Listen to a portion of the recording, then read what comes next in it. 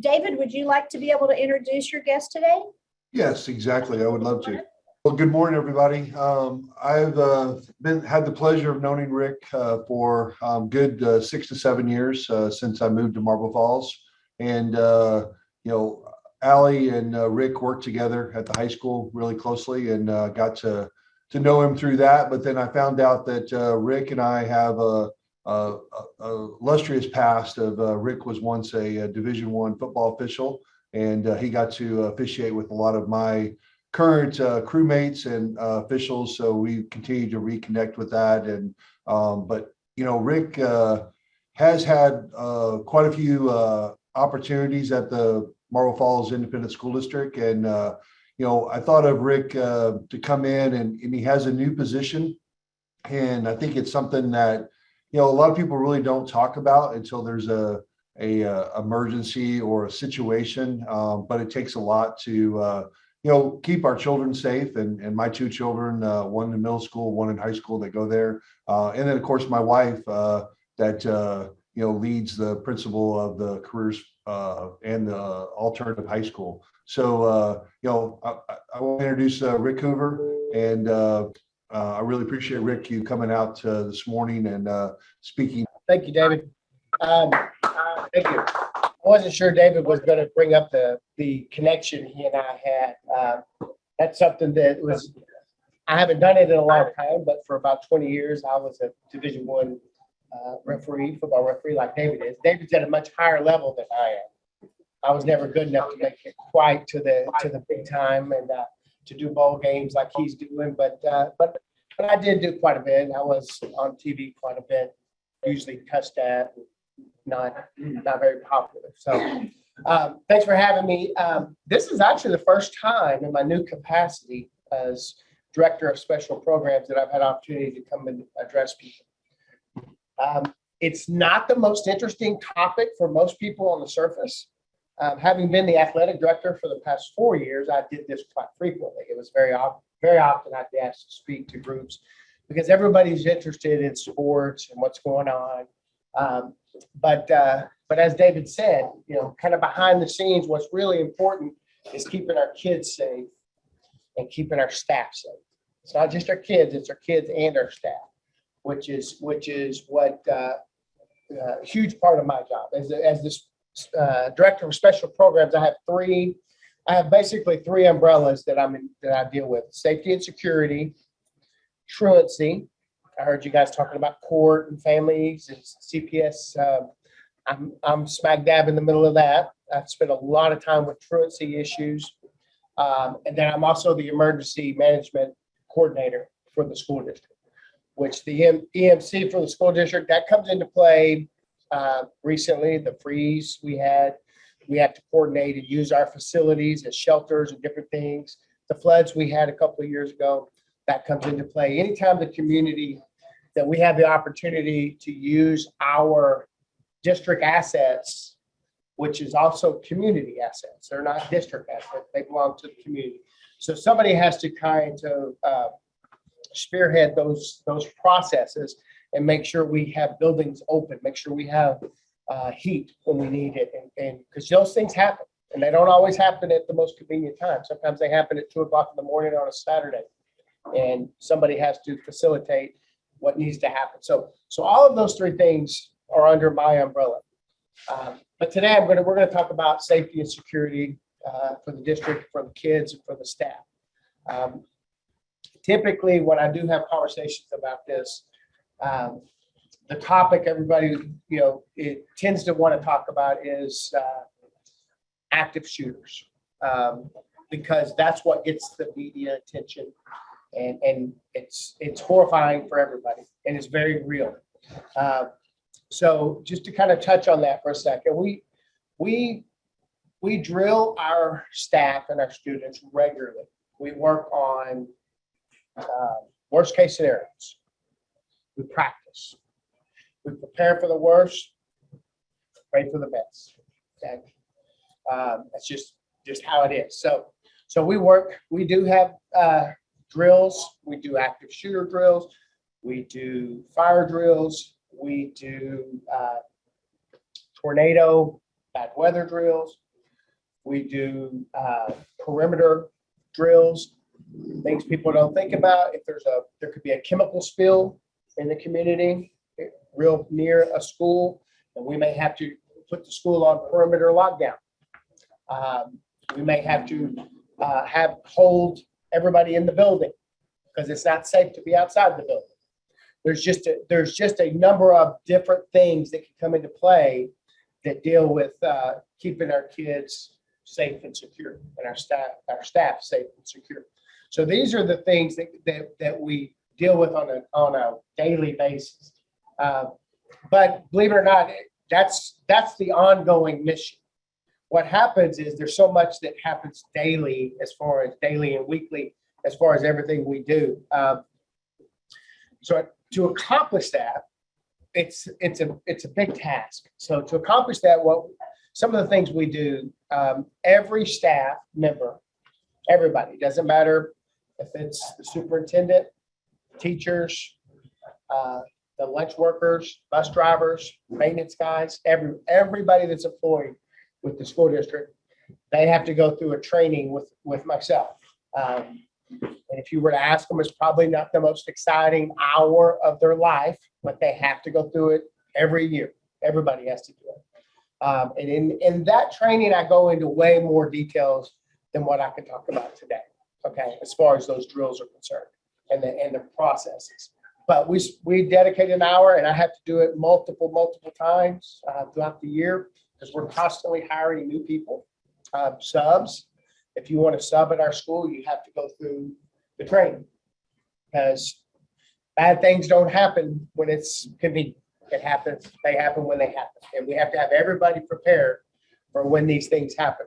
So one of the things that the training does is everybody. I was listening to some conversations. We all are in different capacities, and we all go through training. We all have whatever our businesses are. You have professional development of some sort, continuing education. It's the same thing. And we know that only a percentage of what we teach is actually going to be retained because after about 10 minutes, people start checking out.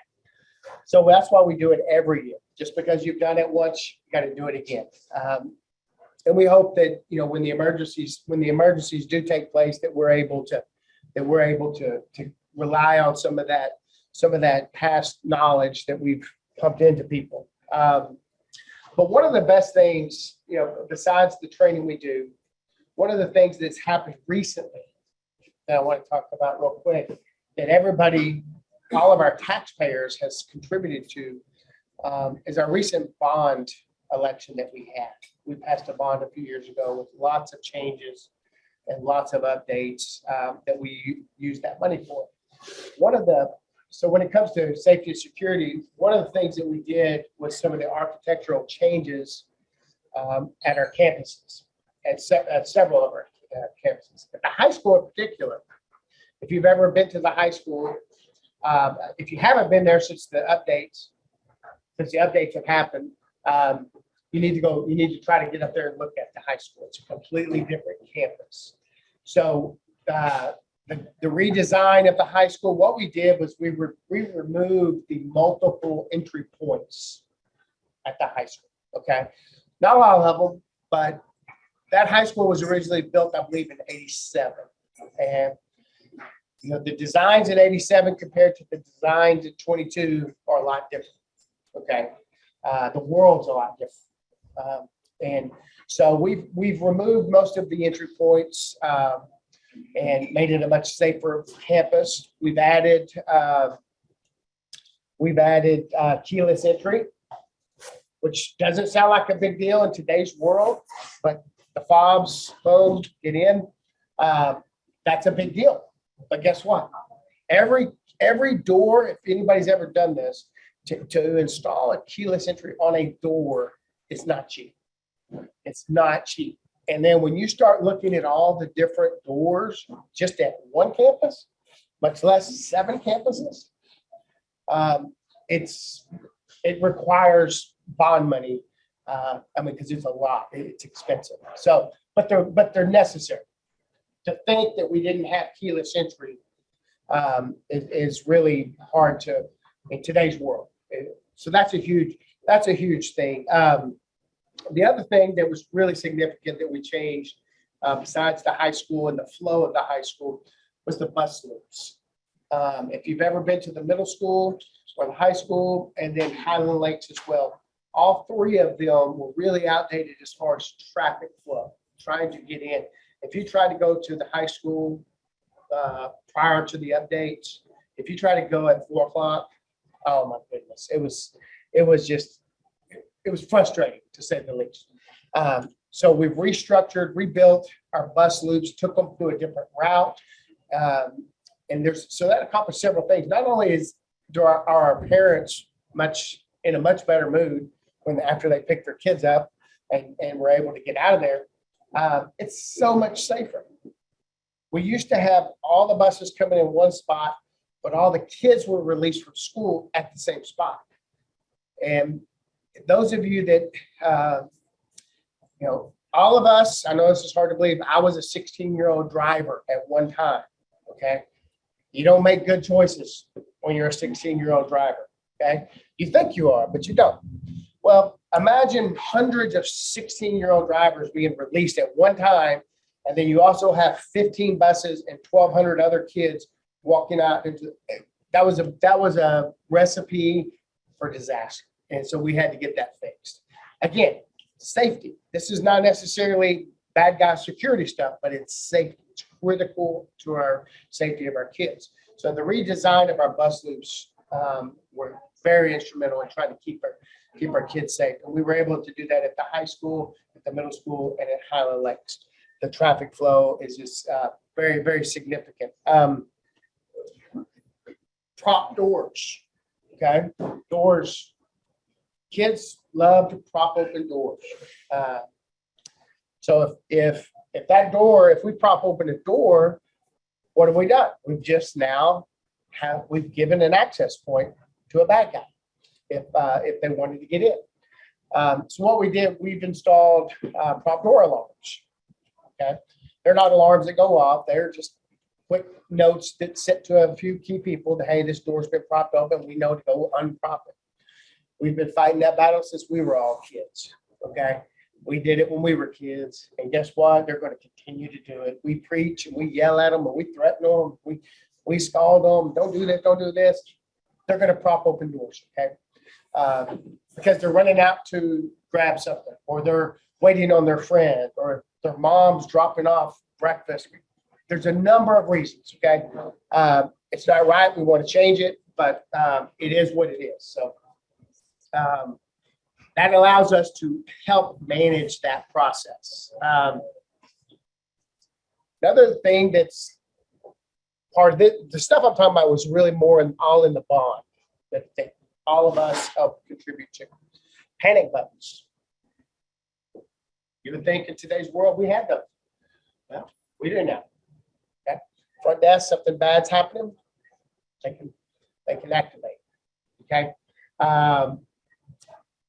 Buzz to allow entrance. For example, in the front office, again, you would think that, if we have keyless entry, one of the issues is if a visitor's coming in and they pass all the tests and they're good to come in, well, how are we going to let them in? We've got to be able to buzz them in.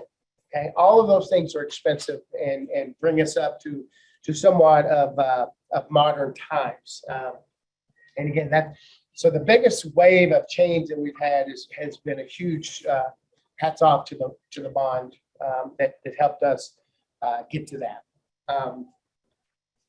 So as far as shifting gears to some of the other stuff that we do to try to keep our kids safe, have you ever heard of Stop the Bleed? Stop the Bleed training? We train every employee. It's a program we started. Or we adapted. We didn't start the program. We bring in EMS, and EMS, we have training for every employee. So not only do every employee go through the safety training that I mentioned earlier, they also go through Stop the Bleed. And what that is it's a small course, hands-on course of trauma control with a bleeding situation. It could be from a knife, could be from somebody falling and hurting themselves, could be in metal shop, in welding, number of things. It's not just a bad guy that can create a bleeding situation. So we've trained everybody on how to do this. We have Stop the Bleed kits strategically placed throughout all of our campuses. We have Stop the Bleed kits on all of our buses if something were to happen on a bus. So again, steps to try to keep our kids and our staff safe. AEDs, okay? To help the heart. We have AEDs at every campus, multiple AEDs.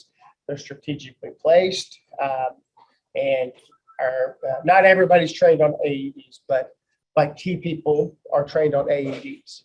CPR, we train, again, not everybody, but all of our coaches and all of our directors and all of our extracurricular folks that might potentially be out with kids, they're trained in CPR. So these are all things that come into play with keeping 4,000 kids plus safe. If any of you have had kids or known kids that are in high school or middle school recently in the last 4, 5, 6 years, one of the things that you've probably heard them complain about are badges. Okay. So we started this a few years back where we require everybody from middle school up to have a badge. As simple as that sounds, we never did that. Well, you may not realize this, but a 25-year-old man or woman can really, really look like a 16 or 17-year-old. Okay. Maybe that's just me getting old and they all are starting to look alike. But I tell you, you can take a 25. I have a 30-year-old daughter that I promise you, I could throw her in a hoodie and put her hair in a ponytail, and she could walk right through that high school, and nobody would ever question that she didn't belong. Okay, so we require badges.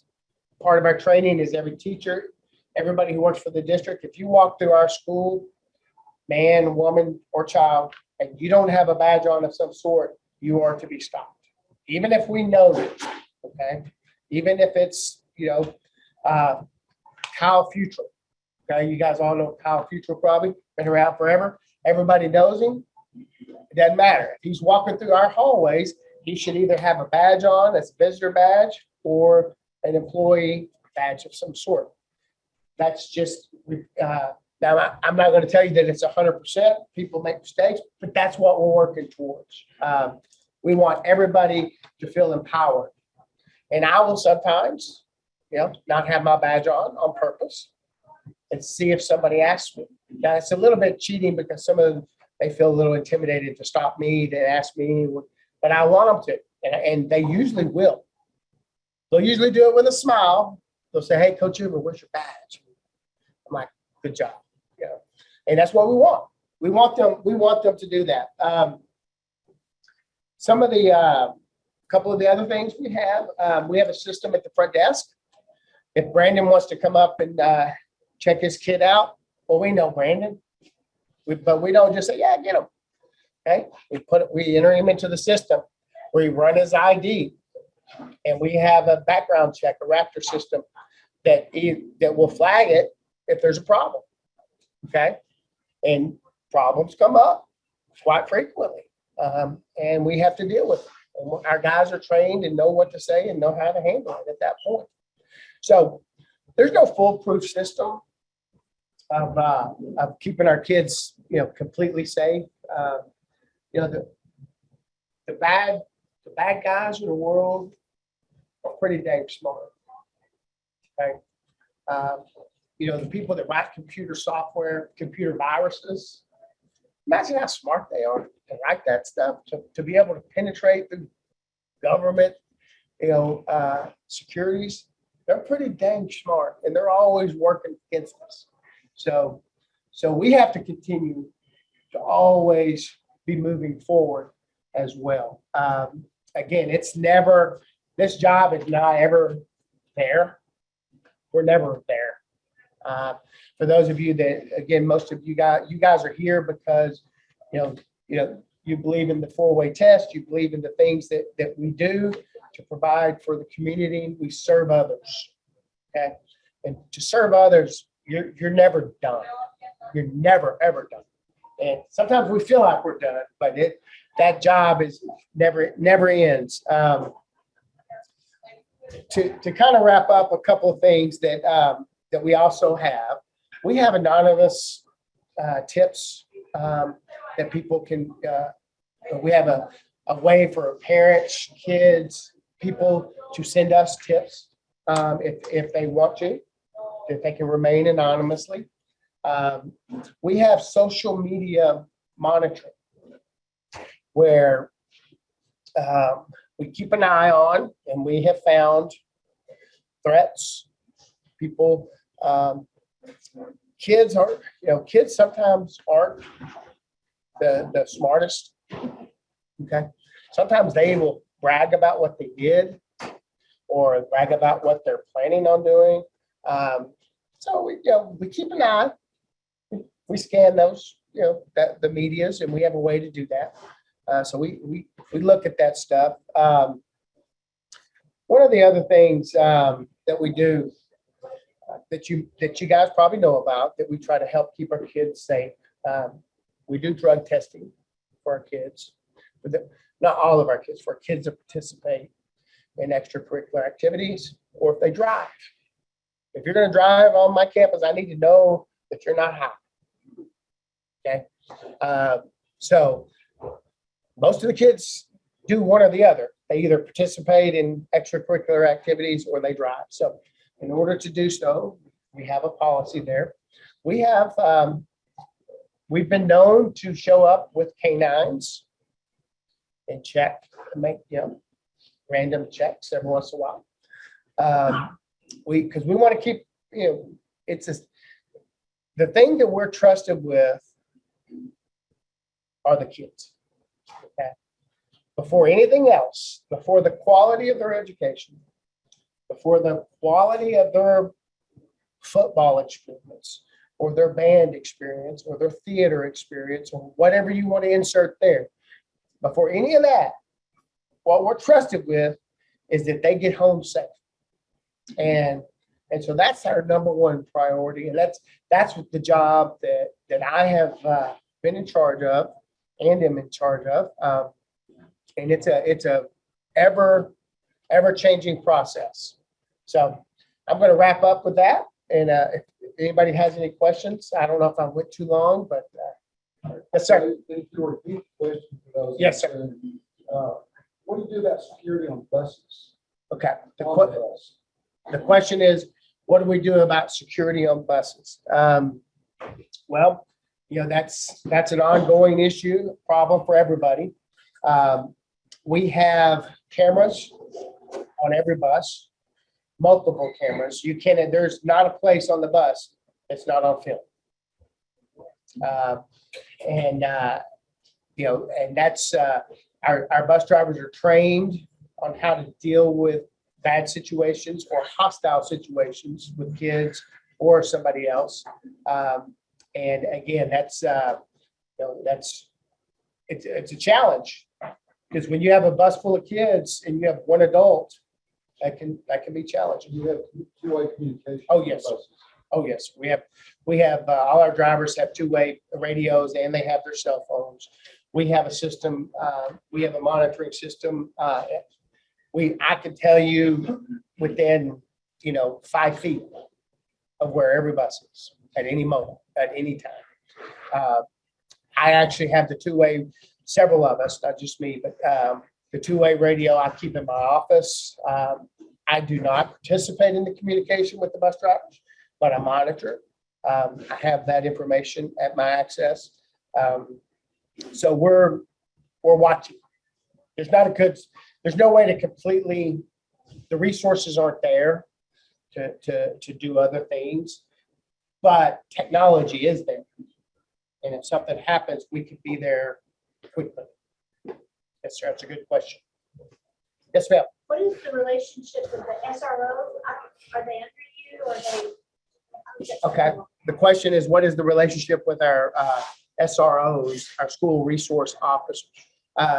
No, they're not under me. We have two SROs. We have one that works at the high school, one that works, or shouldn't say works. We have one that's stationed at the high school and one that's stationed at the middle school. And then they each have, they're responsible for that school as well as a couple of the other middle schools. No, they are Marble Falls police employees. They are not employees of the district.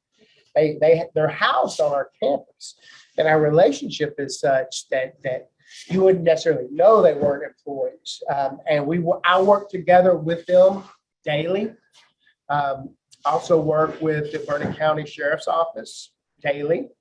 I work with the Granite Shoals Police Department daily. I work with EMS, the fire department, everything that we have available to us. Because of the emergency management coordinator side of my position, the relationship is continuous. And we will have, we talk about all types of things that need to be discussed. Okay, I don't know if I answered that question. Okay. Any other questions? Rick, thank you so much for coming out. We appreciate it. We have a party gift for you. Oh. So thank you so much. It was a pleasure to meet you. Thank you so And my much. God, your job is very diverse. It is diverse. Truancy in the middle of all that. Yeah, we didn't even touch on truancy. That Wow. for most districts, for a bigger district, this is 3 different jobs or 3 different departments. But we're a one high school town, so. Yeah, unbelievable. So thank you for all you do for the kids.